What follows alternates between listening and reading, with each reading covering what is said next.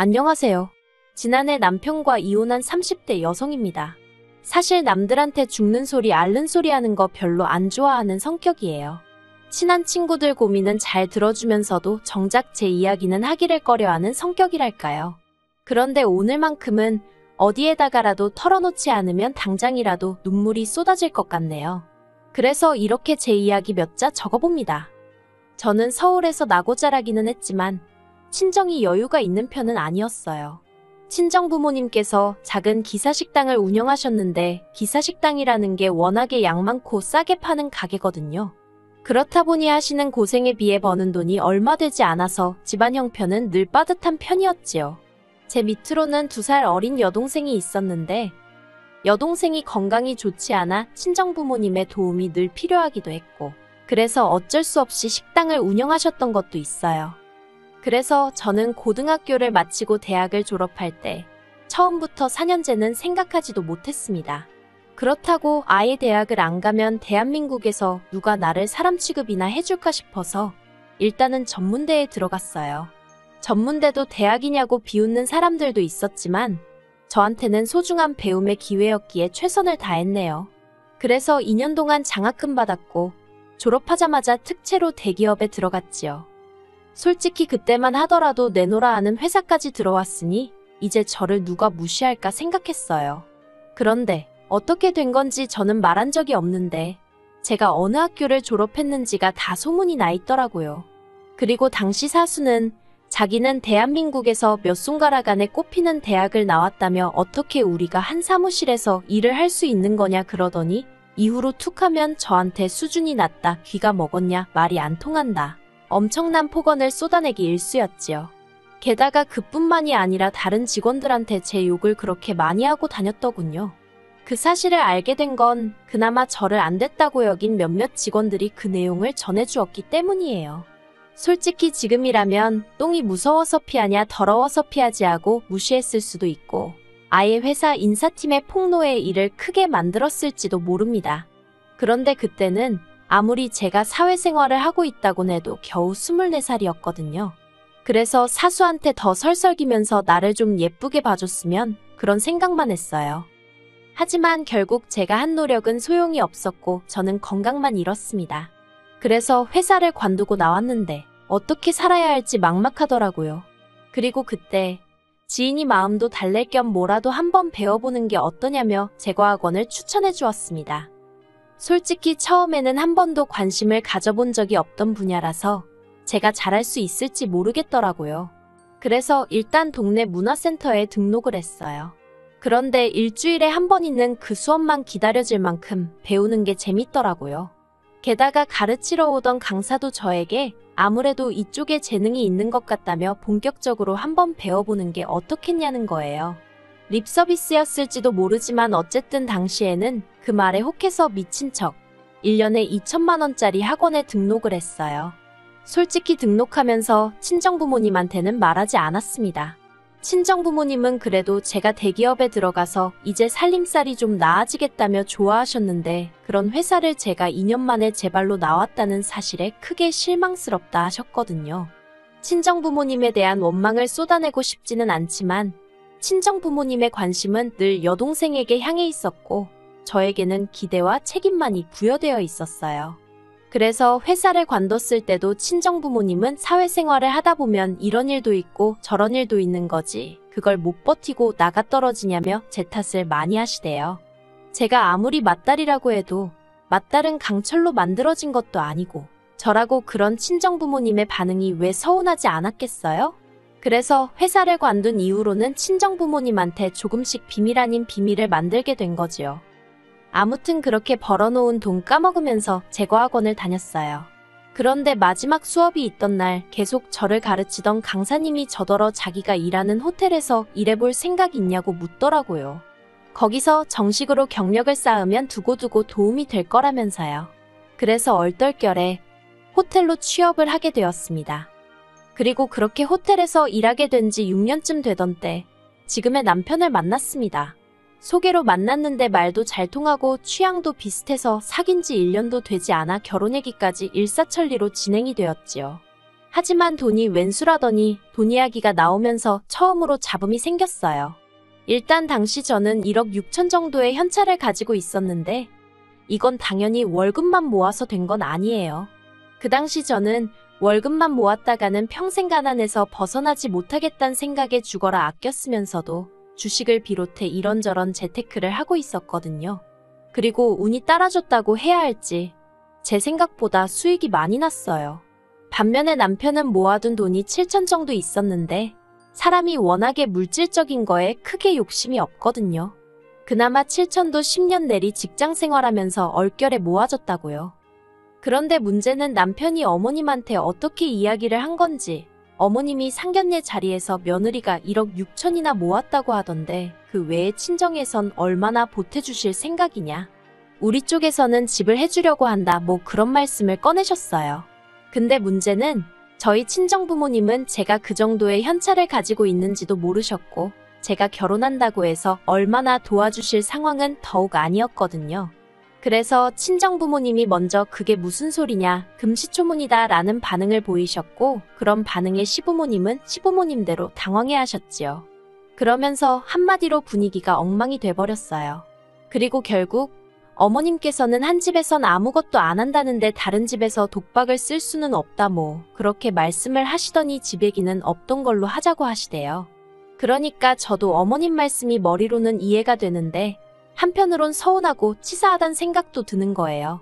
어쨌든 저랑 남편이 모은 돈만 보자면 제가 2배가 넘었으니 그걸 좀 봐주시면 안 되나 싶기도 하고 결국 저를 포함한 양쪽 사람들 모두가 마음이 상하게 되었고 제가 남편더러 이럴 거면 결혼에 있어서는 모든 비용을 칼같이 반반 부담하자 했습니다. 그러자 남편도 여러 가지로 상황이 복잡하게 되었다면서 차라리 그게 깔끔하겠다는 제 말에 동의를 하대요. 그렇게 저 7천 그리고 남편 7천 총 1억 4천에 대출받아서 결혼식도 올리고 이후로 작은 빌라 전세로 들어갔어요. 그리고는 뭐 남들처럼 평범한 신혼생활을 시작했습니다. 사실 남편과 같이 살기 시작했다 뿐이지 처음엔 그렇게 제 삶이 크게 달라졌다 그런 느낌은 없었어요. 오히려 그런 생각은 제가 호텔을 관두면서 들더라고요. 사실 호텔을 관둔 건 조금은 충동적인 결정이기도 했어요. 당시 남편과 결혼하면서 생각보다 지출이 적었기에 제 손에는 여전히 1억이란 목돈이 남아있었거든요. 그런데 떡 줄 사람은 생각도 않는데 김칫국 마시는 사람이 한둘이 아니대요. 일단 친정부모님은 이 돈을 가지고 식당을 확장을 했으면 좋겠다 아니면 네 여동생 좀 편해지게 이사 좀 가게 보태달라 그런 말씀을 하셨습니다.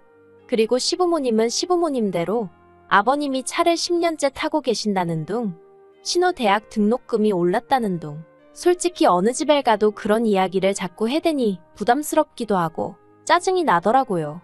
그리고 저는 1억이 아니라 그중 100원도 그런 식으로 쓰고 싶지 않았어요. 저도 남편과 결혼하기 전까진 혼자 반지하에 살면서 악착같이 만든 돈이었으니까요. 그래서 에라 모르겠단 심정으로 호텔을 관두고 제 가게를 내버렸습니다. 이러나 저러나 어영부영 뺏길 돈 같으면 내가 쓰고 싶은데 한번 써보기라도 하자 그런 생각이었지요. 그런데 제가 가게를 냈더니 친정이고 시댁이고 할 것 없이 난리도 아니었습니다. 양쪽 집안에서 다 저더러 욕심이 사납네. 집밖에 모르네 난리도 아니더라고요. 그래도 다행히 남편만큼은 제 편을 들어주었습니다. 한번 사는 인생, 하고 싶은 대로 멋지게 살아보라면서 능력이 되니까 사고도 치는 거라나요. 그리고 전 남편의 응원에 힘입어 밤잠 줄여가며 제 가게를 꾸려나가기 시작했어요. 가게가 자리를 잡는 데는 그다지 오랜 시간이 걸리지 않았어요. 개업한 위치가 제가 일하던 호텔에서 멀지 않기도 했고 다행히 같이 일하던 동료들도 제 선택을 응원한다며 다방면으로 도움을 주었거든요. 그래서 입소문이 빨리 나기도 했고 미디어에서 몇 번 다뤄지기도 했지요. 그리고 그 덕분에 더도 말고 덜도 말고 딱 호텔에서 일할 때만큼만 벌면 좋겠다 생각했는데 반년 만에 그 2배를 넘어섰어요. 이후로 가게 확장하고 직원 더 뽑고 8평짜리 가게가 30평대로 넓어지대요. 그리고 그때부터 다시 시작이었어요. 친정과 시댁에서 번갈아 가면서 사람을 괴롭히는 거요. 친정부모님은 저더러 아픈 여동생이 집안에서만 있으니 얼마나 답답해하는지 모른다며 동생을 제 가게에 보내겠다고 엄포를 놓으셨습니다.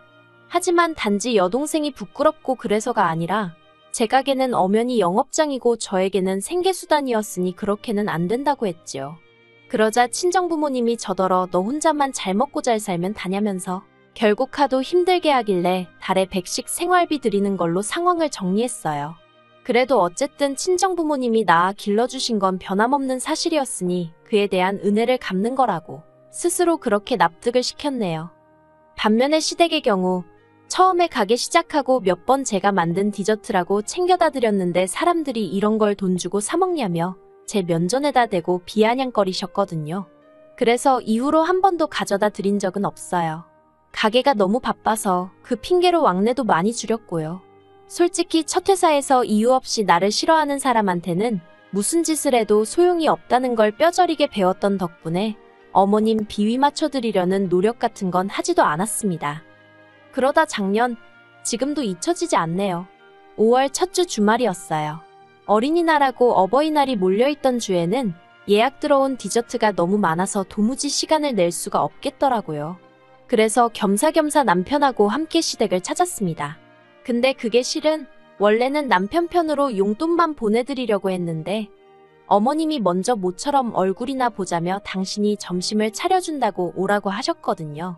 결혼하고 그때까지 어머님이 뭐 만들어줄 테니 먹으러 오라고 한 적이 없었는데 갑자기 그러시니까 왠지 쎄한 게 뭔가 꿍꿍이가 있으시구나 싶대요. 그리고 아니나 다를까 어머님이 꺼내신 말씀은 황당하기 짝이 없었습니다. 저더러 신우를 데려다가 기술을 좀 가르쳐주라고 하셨거든요. 그리고는 자꾸 제 가게만 넓히지 말고 신우 앞으로 2호점 하나 낼 수 있게 해보라나요. 어이가 없어서 그게 무슨 말씀이시냐고. 신우는 아직 대학생인데 그리고 신우가 이걸 하고 싶어 하냐고.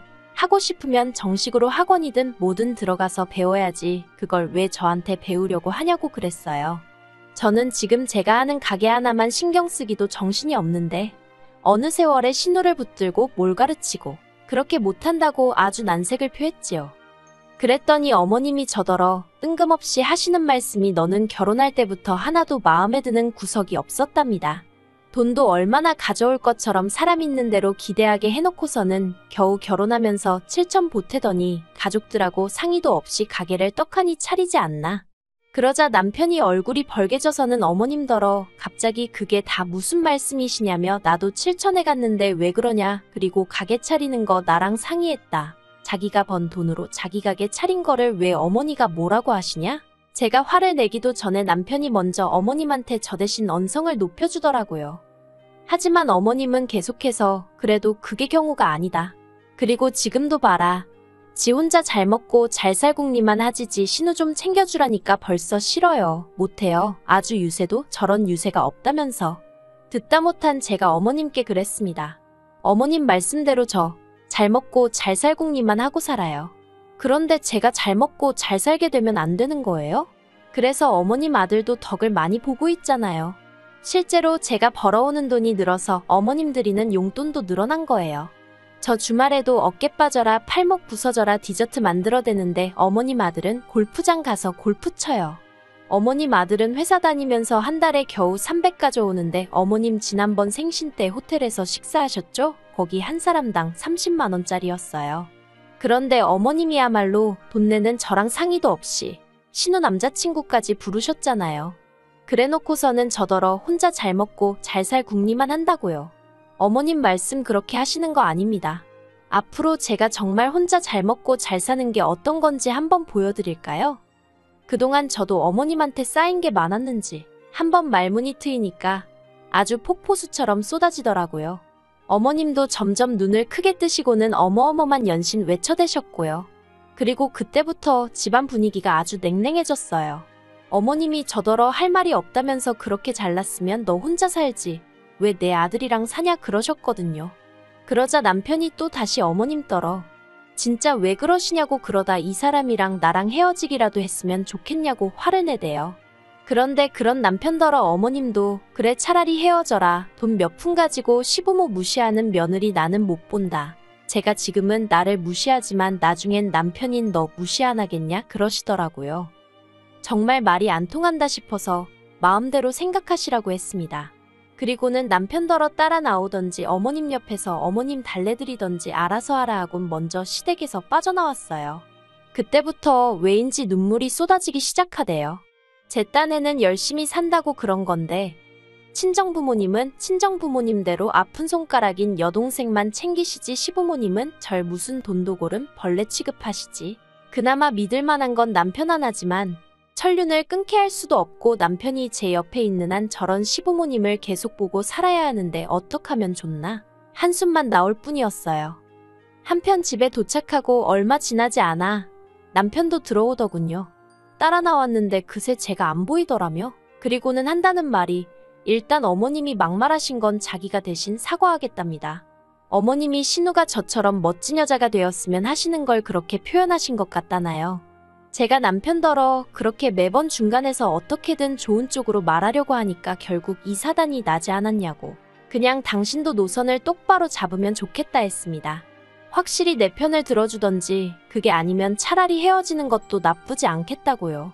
그러자 남편이 사색이 되어서는 저더러 한다는 말이 저도 친정하고 영 끊고 못 살지 않냐면서 왜 근데 자기더러 그런 선택을 하게 하냐는 거예요. 틀린 말은 아니었지만 그래도 남편이 그렇게 나오니까 서운하더군요. 하지만 전 솔직히 매달 100만 원씩 드리는 건 자식으로서 마지막 돌이다 생각하고 하고 있었고 거기서 좀 더 바란다 싶으면 연을 끊을 생각도 하고 있었어요. 그래서 남편에게 제 마음을 솔직히 털어놓고 이혼하자 했습니다. 친정도 시댁도 당신도 다 필요 없다고 오로지 나만 생각하며 살고 싶다고요. 그리고 얼마 후 결국 저희는 협의 이혼을 하게 되었습니다. 남편에게 혹시 위자료라도 받아내고 싶냐고 물었더니 그런 건 필요 없다대요.